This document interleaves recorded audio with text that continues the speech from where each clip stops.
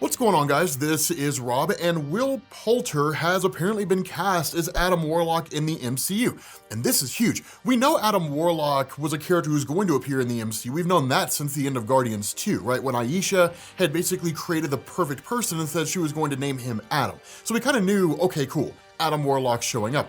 I still think it's a little interesting that Adam Warlock was basically created by an alien race as opposed to humanity, but that's more the comic book fan in me coming out, right? Like in the comics, Adam Warlock was created by a group called the Enclave, who were basically like these scientists that wanted to dominate the world through technological means, scientific means. Ultimately, they were defeated by the Fantastic Four and Adam Warlock escaped into space. But the cool thing is that we're gonna get to see him. That's really the most important thing out of all of this, regardless of how he's created. Now, undoubtedly, the question people are most likely going to ask is, how powerful is this guy, right? How powerful is Adam Warlock? And in truth, we'll probably do an actual origins and powers video on him once we get closer to what most likely will be Guardians 3, or when popularity just really ticks off, or if this video turns out to be just like hugely popular.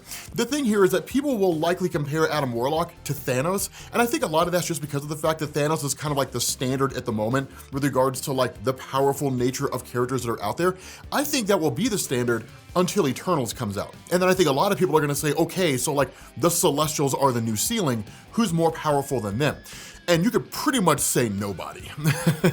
No one will really be on par with the power of the Celestials, save for like Galactus, right? Or like somebody more powerful than them. Obviously Thanos with the Infinity Gauntlet, maybe Kang the Conqueror, but getting back on topic here, the thing about Adam Warlock is you can't really compare him to Thanos, because Adam Warlock was never really designed to be on par with the power of Thanos. So honestly, yeah, Thanos is stronger than Adam Warlock. The importance of Adam Warlock is he's more of like a, I'd say kind of one part spiritual, one part prophet.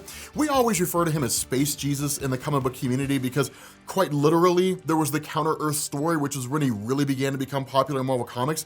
He's basically sent to a alternate version of Earth that orbits the sun and was created by the High Evolutionary.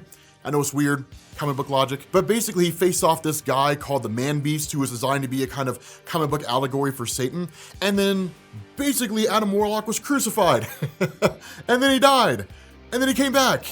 And he's basically been Space Jesus ever since, right? Whenever he dies, he goes into his cocoon and then kind of heals and then re-emerges at a future point in time. So he's not really designed to be on par with Thanos in terms of power. But Adam Warlock is going to be one of the most powerful characters that you will have seen in the entirety of the Marvel Cinematic Universe up to this point. Now, I still stand by the idea that Adam Warlock is going to appear at the very end of Thor 4: Love and Thunder. I still think that's going to be the case. And the question is why? Because when Adam Warlock first encountered Thor, it was when he basically kidnapped his love interest Sif and then tried to marry her. Now, a lot of this was because of the fact that Adam Warlock was very, very primitive. He didn't really understand the kind of social nuances and social norms that existed seemingly across the universe, but especially in relation to somebody like Thor, who, although he's not really human, has basically adopted human customs. And so we as humanity kind of recognize snatching a person up and then trying to force them to marry you is kind of outside the social norms. It's not really what you do. You normally just get down on one knee after having been in a relationship for a long time, ask them to marry you, and pray to God they say yes. That's kind of the social norm when it comes to the idea of like marriage proposal, that sort of thing. And so this led to a fight between Adam Warlock and Thor. Now, in reality, this was just designed to give us a depiction of how powerful Adam Warlock was in relation to Thor. But that's kind of a hallmark of Adam Warlock's character. When you see him facing off against different characters in the early appearances in comics, it was designed to showcase how powerful he was against some of Marvel's biggest heavy hitters. And that'd be a great way to showcase how powerful Adam Warlock is by having him basically show up, beat the hell out of Thor, snatch up whoever his love interest would be, which is most likely going to be Valkyrie, and then kidnap her and race off, because that sets the entire plot for Guardians of the Galaxy 3. Because the big question you have to ask here is, if Adam Warlock shows up in Guardians of the Galaxy 3, what's his motivation going to be? What's the point of going after Adam Warlock? Is he just like raising a world because he doesn't fully understand what he's supposed to be doing? He doesn't really understand the role he plays. Was he trained by the Sovereign to be a villain? Which is a little weird because the Sovereign in and of themselves are not necessarily villainous, right? It's not like they're a race of Thanoses What's the plural of Thanos? It's not like they're a race of Thanos-like beings that are just hell-bent on conquering everything in existence. By and large, they're kind of like just really advanced, and it's like, you stay away, we stay away, and everything's cool, right? So there really doesn't seem to be any motivation for why Adam Warlock would do anything that was villainous on such a level that it would require the Guardians of the Galaxy to intervene and act in the first place. And so having some situation as thin as the plot really is, if we're being honest with ourselves, which is kidnapping the love interest of Thor, racing off to some other part of the galaxy or the universe, the Guardians of the Galaxy and Thor in hot pursuit, which leads to a big conflict in Guardians 3, seems to kind of make sense. The biggest problem you have with that is, how do you make a plot like that last for 2 hours? A 2-hour-long fight because one guy kidnapped another dude's girl? I mean, that's thin, right? So I'm sure James Gunn will come up with something great. I'm sure he'll do something fantastic with regards to the plot of Adam Warlock and him being some measure of a villain and then facing off against the Guardians. The other thing about this is that Adam Warlock may not be a villain at all, right? I mean, maybe that he's just one of these guys that is kind of an initial fight, like what you'll see between the Eternals and the Deviants, and then like the actual threat is out there somewhere and they basically have to team up to defeat that threat. I'm curious to see what they do, because Adam Warlock's capable, he's powerful, but he's not ridiculously OP.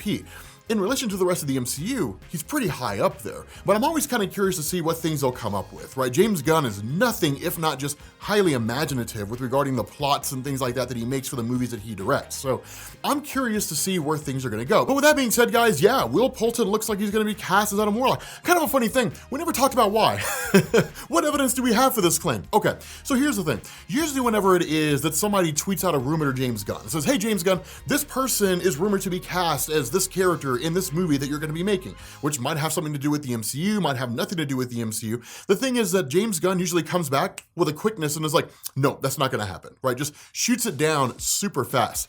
Somebody basically took this rumor, they retweeted it to James Gunn and said, hey man, so like Will Poulter is apparently cast as Adam Warlock in the MCU. It's been cricket chirps, dead silence. And people are taking that as an admission by James Gunn that Will Poulter is going to be cast as Adam Warlock. So sure, I guess the evidence is kind of flimsy, but given the track record of James Gunn, it kind of makes sense. The other evidence surrounding this is even flimsier, right? The fact that Will Poulter dropped out of the $1 billion project that Amazon had for Lord of the Rings due to contractual obligations or other deals. Basically, he stood a better chance of having his profile raised, possibly making more money for his individual contributions in whatever future project he's doing. There's nothing about that that indicates the MCU. I will say the MCU is highly popular, and I will say that what it looks like in Hollywood is everybody's chomping at the chance to have a role in the MCU, because it's basically just the popular thing to do at the moment. But outside of that, there's nothing to indicate that Will Poulter left Lord of the Rings from Amazon to be part of Adam Warlock in the MCU, right? So the evidence is a little scant. There's not a whole lot to go on here, but in all honesty, he seems like the perfect guy to play the character. So with that being said, guys, we're gonna bring this to an end. Let me know what you all think down in the comments section about Will Poulter playing Adam Warlock. And are you guys excited to see Adam Warlock in the MCU? Thank you guys for watching, and I'll catch you all later. Peace.